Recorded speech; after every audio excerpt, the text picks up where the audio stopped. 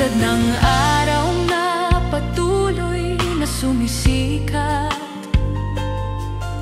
pag-ibig mo'y kailanman di magwawakas. Sa unos man o sa katahimikan, ako'y mananatili sa iyo.